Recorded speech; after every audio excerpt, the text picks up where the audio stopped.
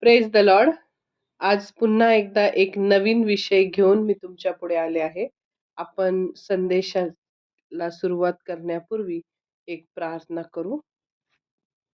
पवित्र पवित्र पवित्र सेनाधीश प्रभू परमेश्वर बाप्पा, स्तुतीस पात्र आणि भयास योग्य अशा प्रेमळ परमेश्वरा, यहोवा पित्या, तुला येशू ख्रिस्ताला व पवित्र आत्म्याला मान महिमा गौरव सन्मान आता आणि सदा सर्व काळ युगानुयुग असो.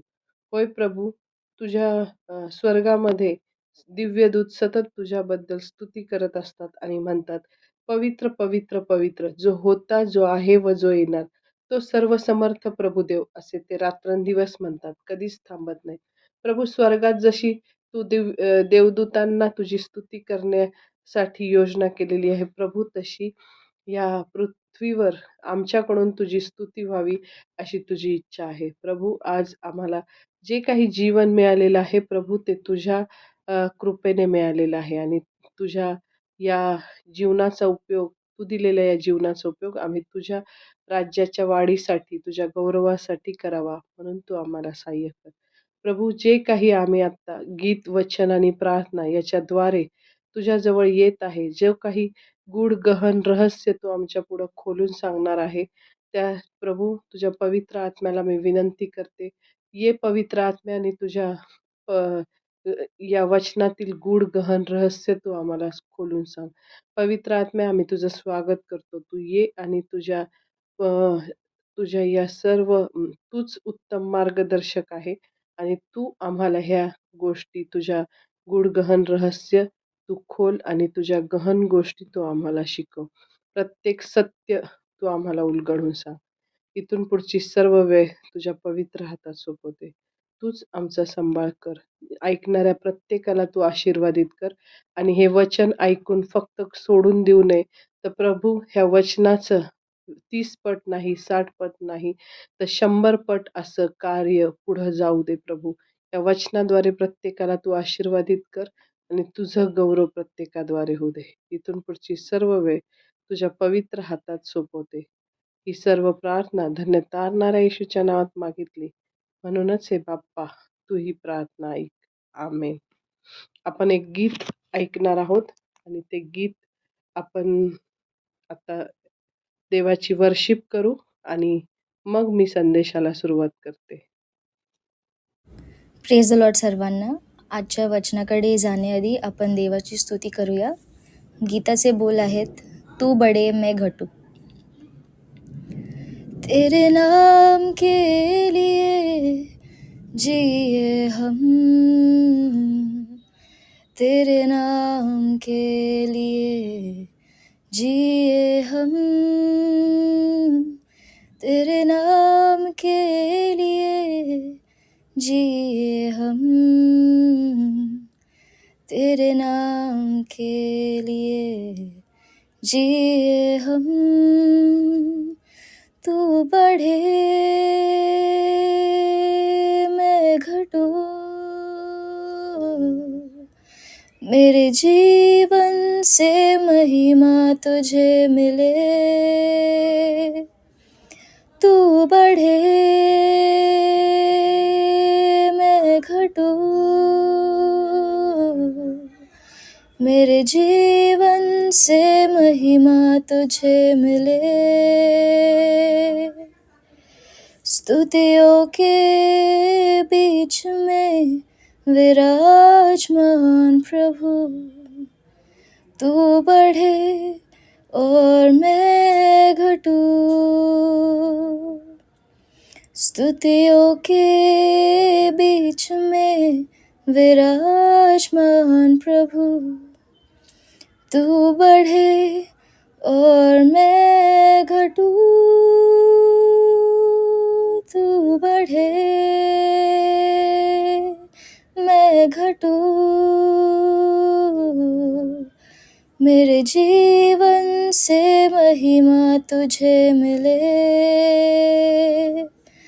तू बढ़े मैं घटूं, मेरे जीवन से महिमा तुझे मिले. तू मेरा है मैं तेरा हूँ, तू मेरा है, मैं तेरा हूँ, तू मेरा है, मैं तेरा हूँ, तू मेरा है, मैं तेरा हूँ। है खुदा मेरे खुदा, मेरा जीवन तेरा खुदा, ए खुदा मेरे खुदा, मेरा जीवन तेरा खुदा। तू बढ़े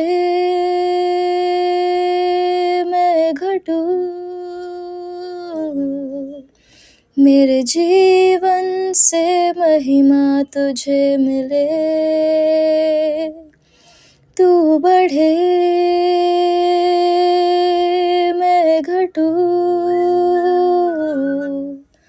मेरे जीवन से महिमा तुझे मिले। येशू। खूप सुंदर असं वर्शिप झाली. आता आपण आपल्या वचनाला सुरुवात करू. आपल्या मननासाठी आजचा अध्याय आहे योहानकृत शुभवर्तमान याचा 6वा अध्याय 25 ते 51 वचनं. योहानकृत शुभवर्तमान याचा 6वा अध्याय 25 ते 51 वचनं. तर आता मी तो पूर्ण हे शास्त्रपाठ वाचत नाही कारण आपल्याकडे वेळ कमी आहे. म्हणून आपण डायरेक्ट त्या वचनाद्वारे येशूला काय सांगायचं आहे हे आपण त्या तुम्ही सर्वांनी ते वचन व्यवस्थित वाचा आणि मग मी जे सांगत आहे त्या वचनाच्या बद्दलचं स्पष्टीकरण ते तुम्ही ऐका. मग तुम्हाला सर्व व्यवस्थित कळेल. तर आपल्याला असं कळतं 25व्या वचनात, की येशूने 5,000 पुरुषांना म्हणजे चमत्कार केला येशूने. 5,000 लोकांना नाही का भाकरी दिली. तर येशूने 5,000 पुरुषांना चमत्कार करून अद्भुत रीतीने जेवण दिल्यावर मग म्हणजे ते जेवण कधी दिलंय, की 6वा अध्याय आणि 1 ते 15 वचनामध्ये आपण बघितलं. नंतर तो पाण्यावरून चालत गालील समुद्राच्या पलीकडे गेला. ते वचनं आपण बघितले.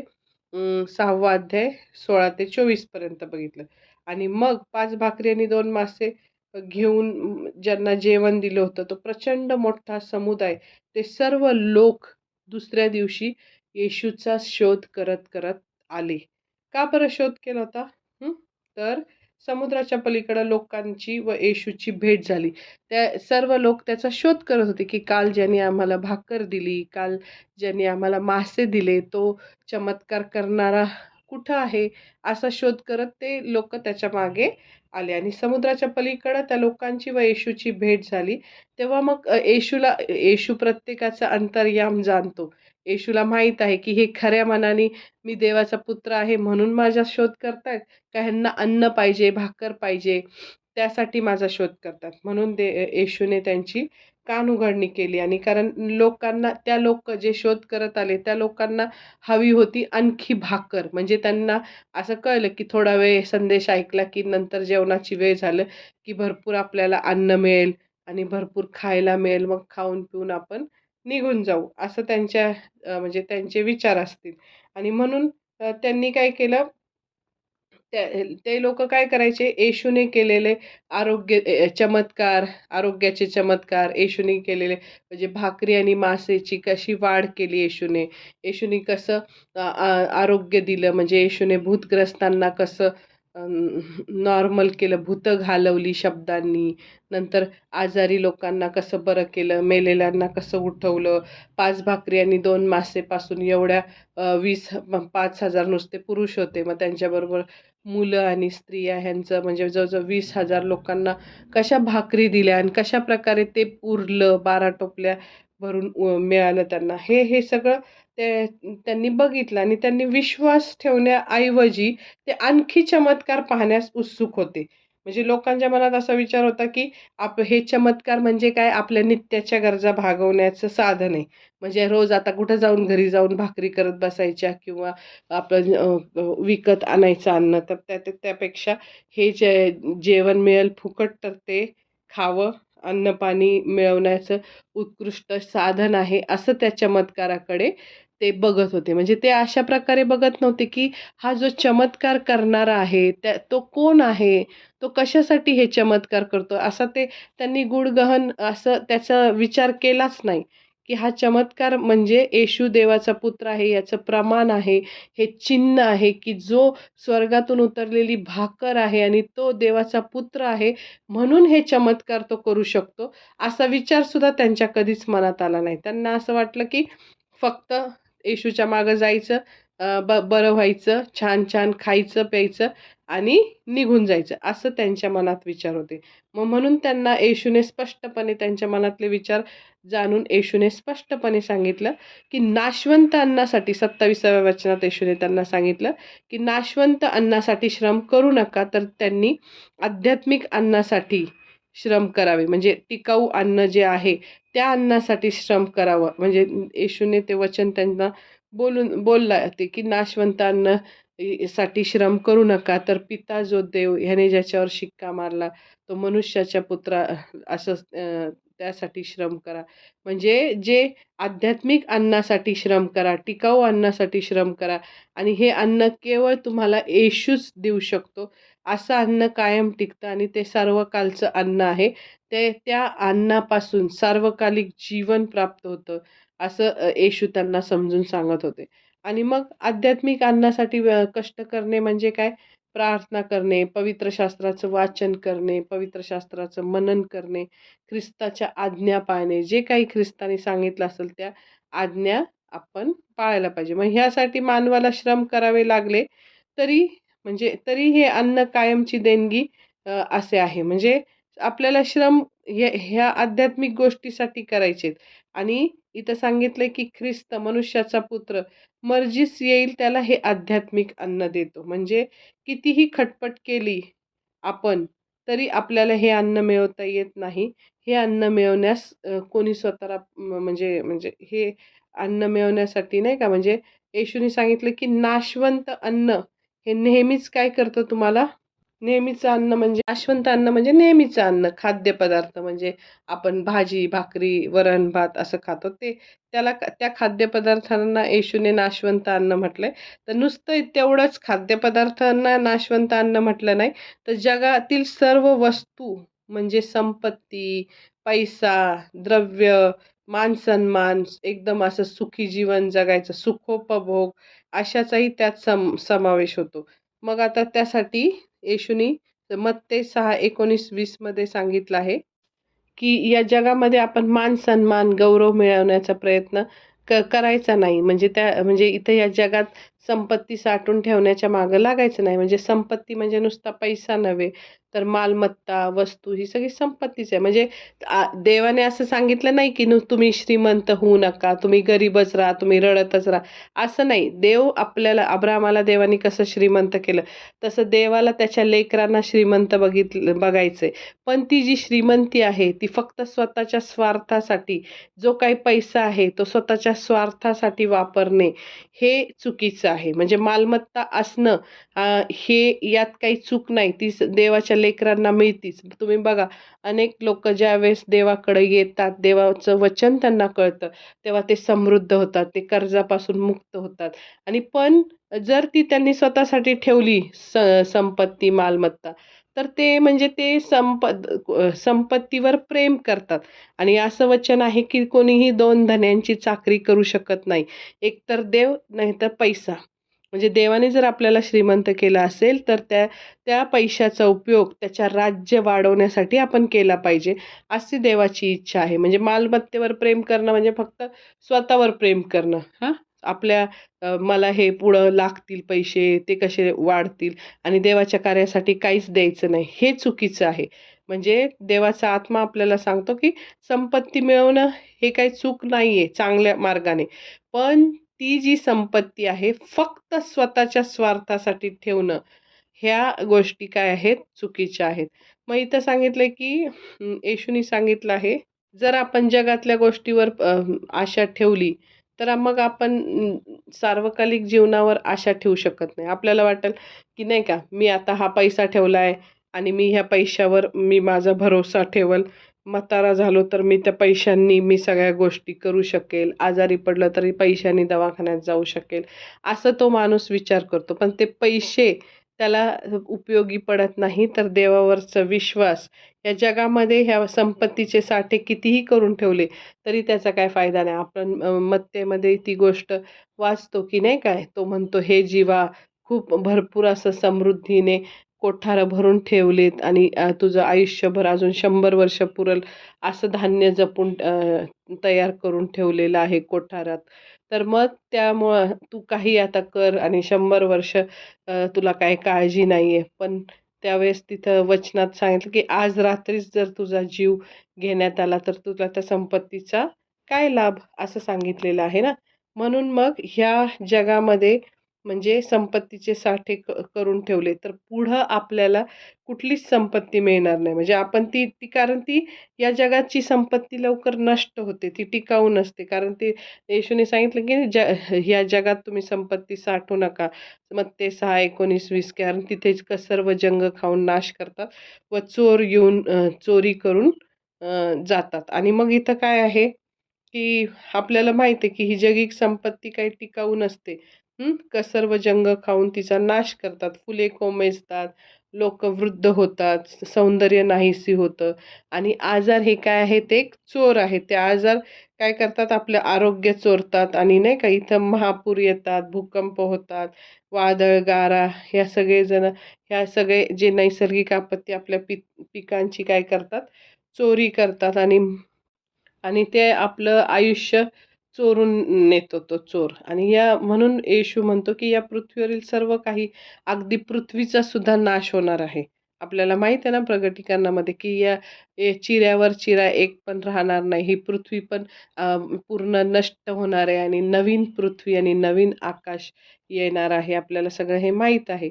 मग म्हणून येशू तिथं स्पष्ट बोलतो, की नाशवंत अन्नासाठी श्रम करू नका, तर पिता जो देव ह्याने ज्याच्यावर शिक्का मारला, तो मनुष्याचा पुत्र तुम्हाला सार्वकालिक जीवनासाठी टिकणारे अन्न देईल, त्यासाठी श्रम करा असं. आणि मग ते येशूने सांगितलंय, की तर आपण स्वर्गात आपल्यासाठी संपत्ती साठवायची. आणि मग याचा अर्थ काय, की आपण जगामध्ये देवासाठी जे जे चांगले कृत्य करतो, ते स्वर्गामध्ये संपत्ती म्हणून मोजलं जातं. म्हणजे ह्या जगात आपण एखाद्या अनाथाला काहीतरी जेवण दिलं, एखादा वृद्ध ज्याला काही करता येत नाही, जो हतबल आहे आणि त्याला आपण जेवण दिलं, एखाद्या विधवेचं कैवार घेतला, म्हणजे त्या विधवेला मदत केली. तर आपण ह्या जगामध्ये जर चांगली कृत्य केली, तर ते आपल्या स्वर्गामध्ये साठवलं जाईल आपली संपत्ती बनून. आणि मग पृथ्वीवर जेव्हा आपण चांगलं करतो, तेव्हा आपण स्वतःसाठी स्वर्गामध्ये पाया घालीत असतो. पण ह्याचा अर्थ असा नाहीये, की चांगली कर्मे केल्याने आपलं तारण होतं, असं नाही. तर तारण केवळ फक्त विश्वासाच्या द्वारे कृपेनेच होते आणि चांगली कृत्य ही विश्वासाचा बाह्य पुरावा देतात. कारण की नेहमी चांगलं झाड असतं, ते चांगलं फळ देतं आणि मग आपण जर आपल्या मनात जर येशू ख्रिस्ताविषयी खरा विश्वास असेल, तर आपोआप आपण चांगली कृत्य करायला लागतो. कारण आपला विश्वास खरा आहे की नाही ते खून आपल्यातून दिसते, की ही बाई चांगली कृत्य करते म्हणजे ही खरोखर देवावर विश्वास ठेवते. हा जो माणूस आहे तो समाजसेवा करतो, म्हणजे तो खरोखर देवावर विश्वास ठेवणारा आहे, असं हे आपल्याला कळतं. आपल्या चांगल्या कृत्यांनीच हे कळतं, की ह्याचा विश्वास खरा आहे की नाही. म्हणजे मग ख्रिस्तावरील आपल्या विश्वासाच्या कारणाने जे चांगली कृत्य करतात, म्हणजे ते त्यांना देवाचं राज्य वारशानं मिळतंच. कारण आपण बघितलं होतं की नाही?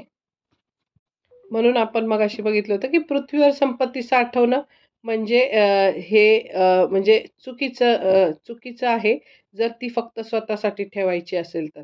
कारण आपल्याला माहिती आहे, की हे पृथ्वीवरचं सगळं काय होणार आहे, एक ना एक दिवस नष्ट होणार आहे आणि आणि आपण पुढं त्या संपत्तीचे काय होऊ शकतो, म्हणजे 2 धन्याची चाकरीमध्ये नाही का सांगितलं, की 2 धन्याची चाकरी कुणी करू शकत नाही. एका धन्याचा एकावर प्रीती करेल, एकाचा द्वेष करेल. म्हणजे म्हणून आपण काय केलं पाहिजे, संपत्ती असली तरी ती देवाच्या राज्यासाठी तिचा उपयोग केला पाहिजे.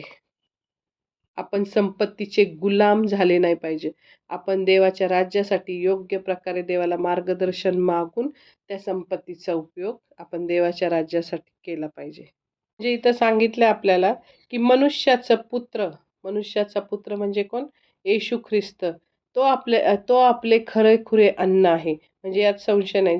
मी इथं काय लिहिलं, की ज्याने ज्याने देवाने आपल्या पुत्रावर स्वतःचा शिक्का मारला आहे.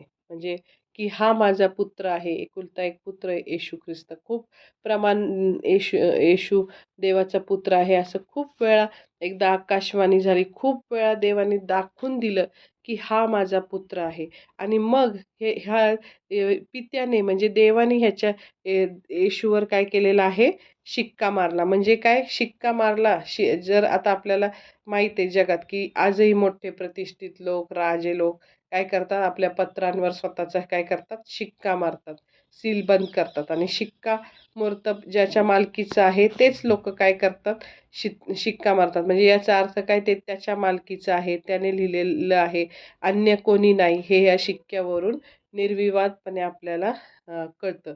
आणि मग असंच देवाच्या शिक्क्यावरून येशू देवाकडून आला आहे, हे सिद्ध होतं. म्हणजे येशू फक्त मनुष्याचाच पुत्र नाही, तर तो देवाचाही पुत्र आहे. आपल्याला योहान 1 अध्याय 51व्या वचनात आपण बघतो, की त्यात कळतं आपल्याला, की येशू हा काय आहे?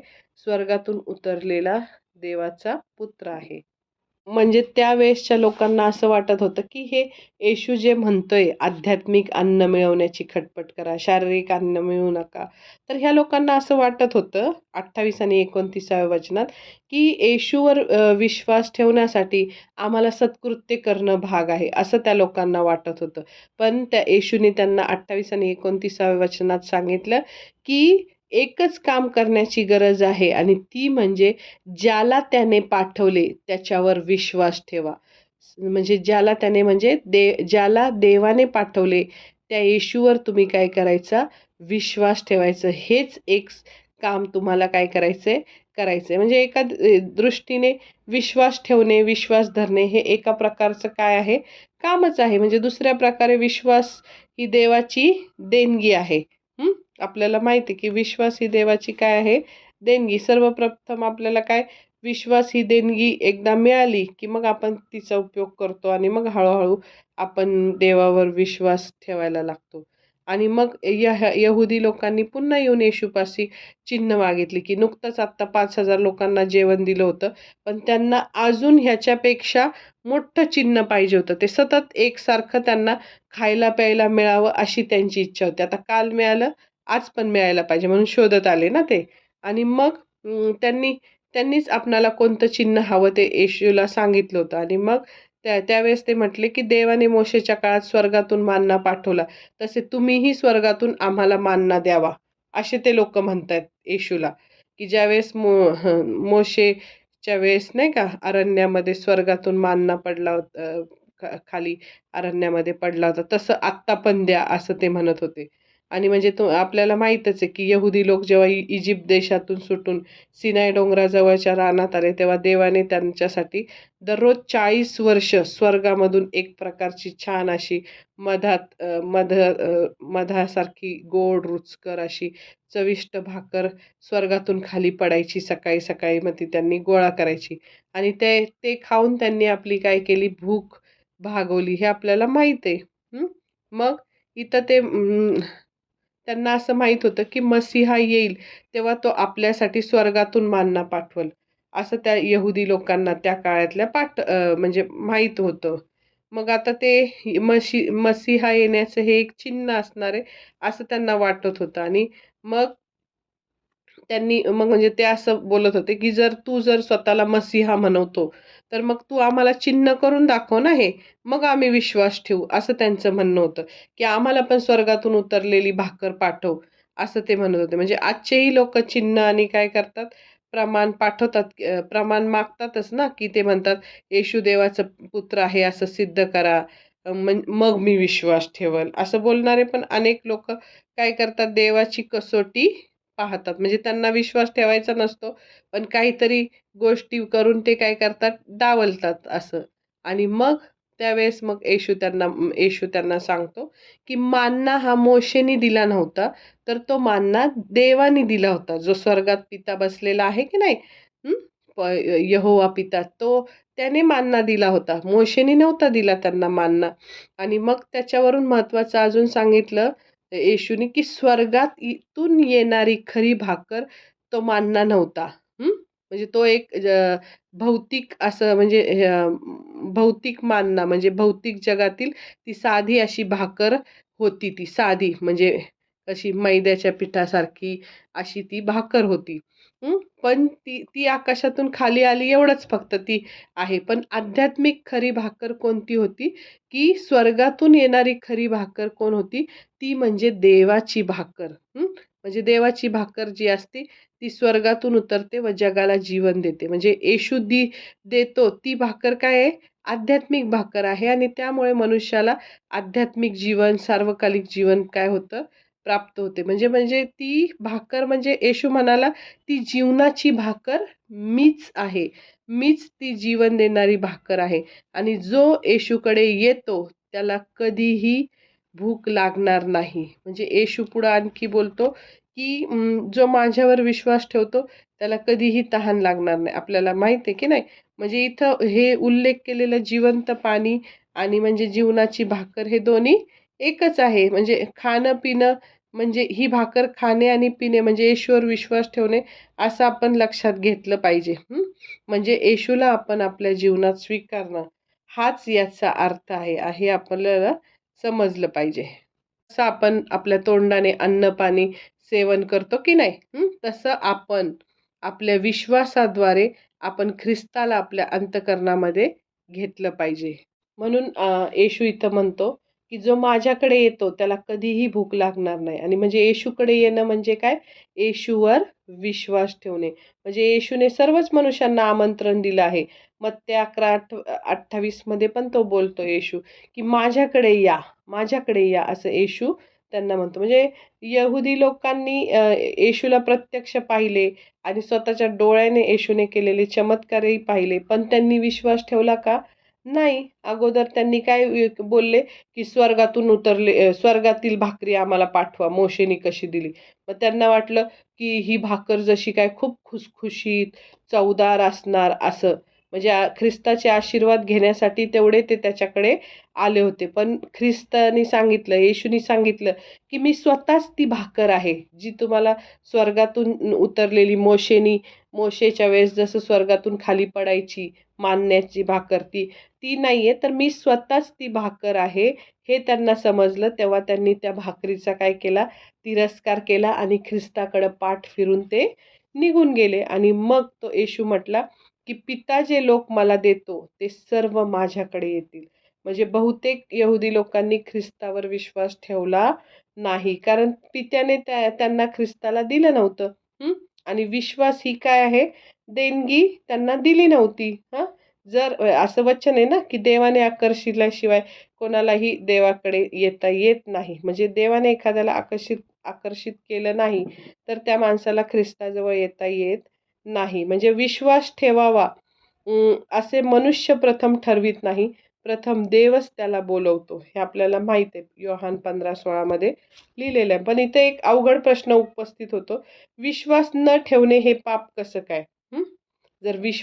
जर देवाची देणगी आहे, तर मग ती नाकारणे यात पाप कसं काय होतं?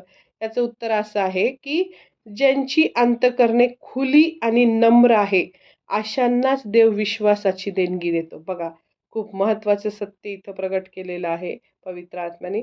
ज्यांची अंतःकरणे खुली आणि नम्र, जे देवाला स्वतःहून आमंत्रण देतात, की देवा तू ये. मी माझ्या माझ्या इच्छेने किंवा माझ्या ताकदीने किंवा माझ्या कर्तृत्वाने किंवा माझ्या बुद्धीने काहीच करू शकत नाही देवा. तू ये आणि तू मला गाईड कर. तू मला हे शिकव. असं ज्यावेळेस तू मला विश्वास धरायला शिकव. तू माझ्यामध्ये ये. म्हणजे ज्यांची अंतःकरणं खुली, देवासाठी खुली आहेत आणि जे नम्र आहेत, अशांनाच देव विश्वासाची देणगी देतो. यावरून मग आपल्याला कळतं, की विश्वासाची देणगी अनेक लोकांना न मिळण्याचं कारण काय आहे? म्हणजे त्या लोकांनी देवाविरुद्ध त्यांची अंतःकरणे काय केलेली आहेत? कठीण केलेली आहेत आणि विश्वास ही खूप मोठी देणगी आहे आणि ह्या देणगीचा स्वीकार करण्यापूर्वी आपण पहिलं आपल्या आपल्या पापांबद्दल काय केला पाहिजे? पश्चाताप करून देवाकडे वळलं पाहिजे आणि मगच देव आपल्याला हा विश्वास देईल, विश्वासाची देणगी आपल्याला देईल. आणि जे विश्वास धरून ख्रिस्ताकडे येतात, त्या सर्वांना तो कधीच घालून देणार नाही. म्हणजे आपण कितीही अपात्र असो, म्हणजे आपण कितीही पाप केलेला असो, आपण सर्वस्वी अपात्र असो, तरी तो आमचा स्वीकार करेल आणि यासाठी म्हणजे तो आमचा ख्रिस्ताकडे येण्यासाठी आम्ही आमची अगदी परिपूर्ण आणि एकदम शुद्ध असलं पाहिजे असं नाही. तर आम्ही जसं आहोत तसंच तो आमचा काय करेल? स्वीकार करेल. पण त्यासाठी आपण पहिलं त्याच्याकडं आलं पाहिजे. हे मात्र काय आहे? आपलं काम आहे. आपण जर तसं त्याच्याकडं गेलो, तर तो आपल्याला कधीही घालवून देणार नाही. म्हणून मग इथं काय सांगितलेलं आहे, की म्हणजे पित्याने शिवाय कोणालाही मजकडे येता येत नाही. पण त्याच्या मागं कुठलं सत्य दडलेलं आहे, की ज्यांची अंतःकरणे खुली व नम्र आहेत, अशांनाच देव काय करतो?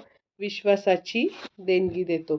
आणि मग देवाची इच्छा पूर्ण करण्यासाठी, देवाच्या इच्छेप्रमाणे वागण्यासाठी ख्रिस्त आला आणि देवाने ख्रिस्ताला जे सर्व दिले आहेत, त्यातून त्याने काही गमावू नये, ही देवाची इच्छा आहे. म्हणजे देवाची अशी इच्छा आहे, की जेवढे हे ख्रिस्ती लोकं आहेत, त्यातून एकही गमावला जाऊ नये. सर्व ख्रिस्ती लोक नाही का ख्रिस्ताकडे आले पाहिजे, एकही हरवला जाऊ नये, अशी देवाची इच्छा आहे. आणि मग ती देवाची इच्छा पृथ्वीवर असताना ख्रिस्ताने खूप म्हणजे पूर्ण 100% काय केली होती? पूर्ण केली होती. आणि मग आणि म्हणजे कुणालाही हरवू नये येशूने आणि त्या सर्वांना शेवटच्या दिवशी उठवावे, अशी ही देवाची इच्छा आहे. म्हणजे शेवटल्या दिवशी म्हणजे त्यांना तारण सर्वकालचे जीवन द्यायचं आणि शेवटला दिवस म्हणजे जगाच्या अखेरीस येणारा न्यायाचा दिवस. त्या दिवशी सर्वच माणसांना उठून एकतर स्वर्गात किंवा नरकात पाठवले जाईल, हे इथं लिहिलेलं आहे. आणि येशूवर विश्वास ठेवणाऱ्या सर्वांनाच तो नवे आध्यात्मिक जीवन देतो आणि त्याने या पृथ्वीवर पण आध्यात्मिक जीवन दिलं आहे आणि तेच जीवन त्यांना तो अखेरच्या दिवशी स्वर्गामध्ये सार्वकालिक जीवनात तो उठवणार आहे, असं पण आहे इथं. म्हणजे जो कोणी पुत्राला पाहून त्याच्यावर विश्वास ठेवतो त्याला सार्वकालिक जीवन प्राप्त होईल. म्हणजे आपण काय करायचं? विश्वासाच्या नेत्रांनी पुत्राकडे पाहायचं. म्हणजे ख्रिस्ती माणसाचा विश्वास आंधळा विश्वास नाही. आम्ही येशूला पाहतो आणि मगच विश्वास ठेवतो. असं कुणीही हे करायचं नाही, की नाही का आम्ही कुठं बघितलंय येशूने प्राण दिलाय का नाही. आपल्याला ह्या वचनावरून सत्य घटना ही अशी झालेली आहे ते कळतं आणि आपल्याला येशूचं वचन आजही जिवंत आहे. आजही ते कार्य करतं. आजही आपण बघतो, आपण ज्यावेळेस विश्वास ठेवतो त्यावेळेस तो 100% ते कार्य झाल्याशिवाय होत नाही. मी माझ्या मुलाच्या लग्नाच्या बाबतीतची साक्ष सांगते, की खूप मोठे आमच्यावर सैतानी अटॅक्स झाले होते लग्नाच्या आधी, लग्नाच्या दिवशी खूप. आणि पण मी एवढा असा दृढ विश्वास होता माझा, की काही होऊ दे, जग इकडचं तिकडं होऊ दे, भूकंप होऊ दे, काही होऊ दे, पण माझ्या मुलाचं लग्न एकदम सुंदर होणार. देव तिथं उपस्थित राहणार आणि देव ते लग्न एकदम कानागावच्या लग्नासारखं त्या लग्नामध्ये बरकत असणार. आणि आम्हाला खूप लोकांनी सांगितलं, की इतकं लग्न अद्भुत झालं. कितीतरी लोकांनी खूप भरपूर एन्जॉय केलं, भरपूर सगळ्या गोष्टी केल्या, भरपूर जेवण, कुठंही कमतरता नाही आणि सगळ्या गोष्टी इतक्या सुंदर झाल्या, की देव तिथं असल्याशिवाय ही बरकत मिळू शकत नाही. म्हणजे मी माझ्या संपत्तीवर भरोसा ठेवला नाही, की माझ्याकडं खूप पैसा आहे म्हणून त्या पैशामुळं सर्व व्यवस्थित होईल किंवा मग माझ्याकडं खूप माणसे आहेत, ते माणसे सगळं काय करतील? लक्ष देतील आणि म्हणून माझ्या मुलाचं लग्न चांगलं होईल. तर माझा माणसांवर पण भरोसा नव्हता, पैशावर पण नव्हता आणि कुठल्याच गोष्टीवर. फक्त जिवंत देव येशू ख्रिस्त ह्याच्यावर मी विश्वास ठेवून चालले होते, की देवा तू तिथं उपस्थित राहा. तू जर उपस्थित असला तर कुठल्याही गोष्टीची तिथं कमी नाही. जिथं देव असेल तिथं कुठले ज्याने आकाश, पृथ्वी, समुद्र निर्माण केले, तो अन्नाची कमतरता पडू देईल का एखाद्या लग्नात? नाही. ज्याने सगळं जग, विश्व निर्माण केलं, तो जर आपल्याबरोबर असला, तो जर त्या लग्नात असला, तर तिथं कुठली गोष्ट कमी पडेल का कधी? नाही. तर ती खूप मोठी साक्ष आहे. अनेक हल्ले झाले, पण सगळ्यांना वाटलं नाही का, माननीय अजित पवार यांचं त्या दिवशी निधन झालं. सगळ्यांना वाटलं, की आता बंद होतंय का काय? दंगल होती का काय? किंवा कुठल्याही गोष्टी ओला उबरचा संप होतोय का काय? पण देवाला धन्यवाद, देवाने कुठल्याच गोष्टीची आम्हाला कमतरता पडू दिली नाही आणि आजपर्यंत प्रत्येकजण सांगत आहेत, की असं लग्न आम्ही आमच्या लाईफमध्ये पहिल्यांदा बघितलं. केवढा मोठा देवाचा गौरव झाला. म्हणजे ह्याच्यातून कुठल्या माणसाचा गौरव नाही झाला, की देव तिथं उपस्थित होता म्हणून ते लग्न चांगलं झालं. हे आम्हाला म्हणजे देवावर ज्यावेळेस आपण विश्वास ठेवतो, तेव्हा त्या विश्वासाच्या परीक्षेत म्हणजे म्हणजे आपण म्हणजे ती देवाची विश्वास म्हणजे काय? आशा धरलेल्या गोष्टीविषयीचा भरोसा आणि न दिसणाऱ्या गोष्टींविषयीची खात्री. आता मला दिसत होतं, की मी फक्त असं विश्वासात बघत होते, की असं लग्न होणार आहे. मी बोलले देवाला खूप वेळा, की देवा तू असं लग्न करणार, की प्रत्येक जण म्हणणार आहे, की असं लग्न आमच्या लाईफमध्ये आम्ही पहिल्यांदा बघितलं. आज माझ्या शाळेतले लोकं इतके नाव काढतात म्हटले, अख्ख्या शाळेत असं लग्न नाही झालं. कुठंच म्हणजे आमच्या अनेक ठिकाणी आमच्या नातेवाईकात, आमच्या खानदानीत कुणाचं लग्न असं झालं नाही. एवढं ते नाव काढतात. ते त्याच्यातून माझं गौरव नाही झालं. मी प्रत्येकाला नम्र होऊन कळकळून सांगते, की हे लग्न एवढं भारी झालं. म्हणजे लोकांना अनेक लोकं मला येऊन म्हटले, "गुजराती मारवाड्यांसारखं तुम्ही लग्न केलं." मग मी म्हटलं, "हे माझं गौरव नाहीये, तर हे फक्त देवाचं गौरव आहे. देव तिथं उपस्थित होता म्हणून कुठं वादविवाद नाही, कुठं भांडण नाही, कुठं कमतरता नाही, कुठल्याच गोष्टीची कमी नाही. फक्त आनंद वाहत होता सगळीकडं. देव जिथं असेल तिथं फक्त आनंद, शांती, प्रेम असं तिथं सगळं फ्लो होत होता. देवाच्या उपस्थितीने ते पूर्ण लग्न झालं. कुठल्याही गोष्टीची म्हणजे कमी पडली नाही. प्रत्येक ठिकाणी खूप लोकांनी आम्हाला सांगितलं, पण कुठंही कुठल्याच गोष्टीची कमी पडलं नाही. हे कुठं हे असं आजकालच्या जीवनात शक्य आहे? 1200 लोकं आले. त्यांनी प्रत्येकाने सांगितलं, की आम्ही भरपूर सगळं एन्जॉय केलं तुमच्या लग्नात आणि शेवटपर्यंत स्टार्टर फिरत होते. कुठं वादविवाद नाही, कुठं कमतरता नाही. हे देव त्या लग्नात उपस्थित असल्याशिवाय हे शक्य होतं का? देव तिथं उतरला काना गावाच्या लग्नासारखा आणि त्यांनी सर्व अरेंजमेंट स्वतःच्या हातात घेतली. म्हणून हे झालं. म्हणजे मला देवाला खूप खूप धन्यवाद देते, गौरव देते.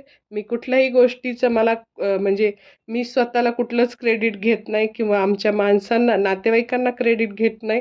फक्त देव तिथं उतरला आणि त्या गोष्टी सगळ्या व्यवस्थित झाल्या आणि देवावर विश्वास ठेवून बघा प्रियांनो, तो कशाप्रकारे तुम्हाला सांभाळेल आणि कशाप्रकारे अपेक्षा पलीकडे तुम्हाला तो देणगी देईल हे तुम्ही अनुभव घेऊन पहा. परमेश्वर किती चांगला आहे याचा अनुभव मी त्या लग्नाच्या दिवशी घेऊन बघितला आणि एवढे सैतानी अटॅक्स झाले, पण एकाही सैतानी अटॅकचा आमच्यावर हल्ला झाला नाही. आले ते अटॅक्स आमच्याकडं, पण कुठल्याही गोष्टीने आमचं नुकसान झालं नाही. म्हणजे देवावर आपण विसंबून राहतो, त्याच्यावर आपला विश्वास ठेवतो, त्याच्यावर आपली खात्री बाळगतो, त्याला आपण आपला आश्रय, आपला दुर्ग म्हणतो, तेव्हा तो आपल्याला खरंच तसा होतो. दुर्ग होतो आपला, किल्ला होतो, मजबूत गड होतो आपला आणि आपल्या बाजूनी तो समोरच्याशी लढतो. जर सैतान आला, तर त्या सैतानाला ते वचन आहे ना, यशाया 59:19 ते मावळतीपासून परमेश्वराच्या नामाचे भय बाळगतील. सूर्याच्या उगवतीपासून त्याच्या प्रतापाचं भय बाळगतील. कारण शत्रू पाण्याच्या लोंढ्यासारखा सुनामीच्या लाटेप्रमाणे येईल, तेव्हा परमेश्वराचा आत्मा त्या सैतानाविरुद्ध, त्या शत्रूविरुद्ध माझ्या बाजूनी विजयाचा झेंडा उभारेल. असं ह्या लग्नामध्ये खरोखर अद्भुत अशी साक्ष झाली आणि खरोखर देवाने अद्भुत रीतीने सर्व काही गोष्टी व्यवस्थित केल्या आणि कुणाला विश्वास बसणार नाही असं ते म्हणजे तुम्ही ऐकून सुद्धा कल्पना करू शकणार नाही. एवढं सुंदर ते लग्न देवाने घडवून आणलं. म्हणजे त्यासाठी मी देवाला लाख लाख धन्यवाद देते. सर्व गौरव देवाला देते. म्हणजे असा हा विश्वास असतो. ज्यावेळेस आपण त्याला तो आणि त्याच्यावर विश्वास टाकून सर्व गोष्टी सोडतो, की देवा तू हे करणार आहेस. माझा विश्वास आहे. तू हे करशील आणि तेव्हा तो देव करतो. म्हणजे इथं सांगितलं आहे, की येशूचं हे बोलणं म्हणजे ज्यावेळेस येशू बोलला, की जो कोणी पुत्राला पाहून त्याच्यावर विश्वास ठेवतो त्याला सार्वकालिक जीवन प्राप्त होईल. म्हणजे असं सांगितलं आणि मग हे ऐकून अनेक गोष्टी येशू त्यांना बोलला, की असं-असं सगळं सांगितलं येशूनी त्यांना 40, 41, 42. तेव्हा त्याचं बोलणं ऐकून सगळे यहुदी लोक चिडले आणि ते कुरकुर करायला लागले. म्हटले, "हा तर आपल्याला माहीत आहे, आपल्यासमोर जन्मला. योसेफाचा आणि मरियेचा मुलगा आहे. ह्याचे भाऊ-बहीण आपल्याला माहीत आहे आणि हा कसा काय बोलतो, की हा स्वर्गातून आला आहे? हे काय हा तर आमच्यासारखाच आहे."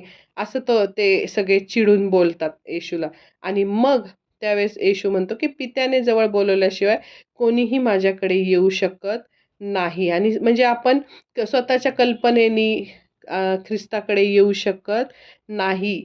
म्हणजे प्रथम देवाने आपल्याला जवळ बोलवलं पाहिजे आणि जे मी मगाशी सांगितलं, की आपण खुला विश्वास ठेवला पाहिजे.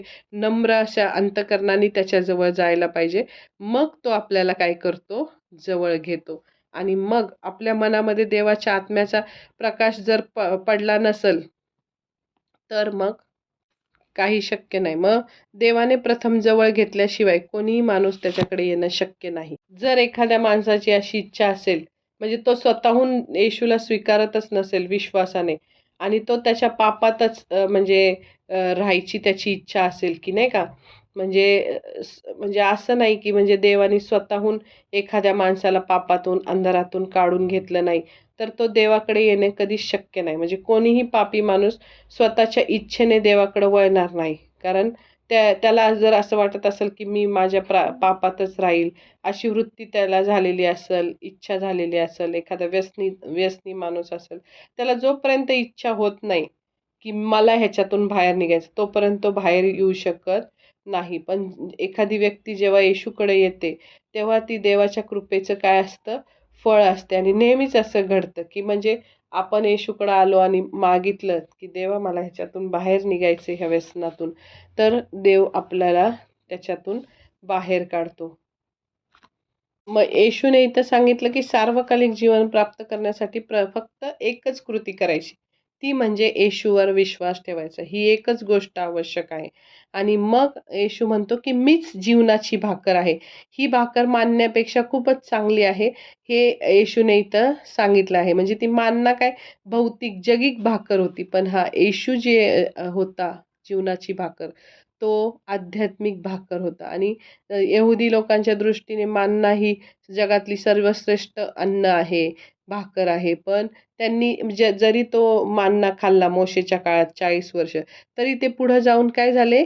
मरण पावले, मेले. पण जे जीवनाची भाकर खातात म्हणजे येशू ख्रिस्त हा स्वतः भाकर आहे जीवनाची आणि जे ते येशू ख्रिस्ताला खातात म्हणजे येशूवर विश्वास ठेवतात, ते कधीच मरणार नाही. त्यांचा जीव, आत्मा शरीर म्हणजे त्यांचा जो आत्मा आहे तो कधीच मरणार नाही. शरीर मरल, पण त्याचा जो आत्मा आहे तो त्या आत्म्याला सार्वकालिक जीवन प्राप्त होईल आणि म्हणून इथं सांगितलं, की येशूच जिवंत भाकर आहे आणि मध्ये स्वतःमध्ये देवाचं सार्वकालिक जीवन आहे आणि जो कोणी येशूला खातो, सेवन करतो, त्याला सार्वकालिक जीवन मिळेल आणि ह्या भाकरीतून जो कोणी खाईल, तो सर्व काळ जगेल. म्हणजे मनुष्याचा देह नाश पावला तरी त्याचा आत्मा कधीही मरणार नाही. म्हणजे इथं येशूने एक नवीन धडा शिकवला आहे, की तो म्हणतो, "जी भाकर मी देईल, ती माझा देह असून ती जगाच्या जीवनासाठी आहे." म्हणजे इथं जगाच्या तारणासाठी आपलं शरीर, आपला देह येशू देणार आहे आणि तो देह दिल्यामुळे, त्याने रक्त सांडल्यामुळे आम्हाला जीवन मिळणार आहे. यासाठी म्हणजे तो स्वतःच्या जीवाचं, प्राणाचं यज्ञार्पण करणार आहे. हे येशू इथं आपल्या वधस्तंभावरील मरणाबाबत बोलत आहे.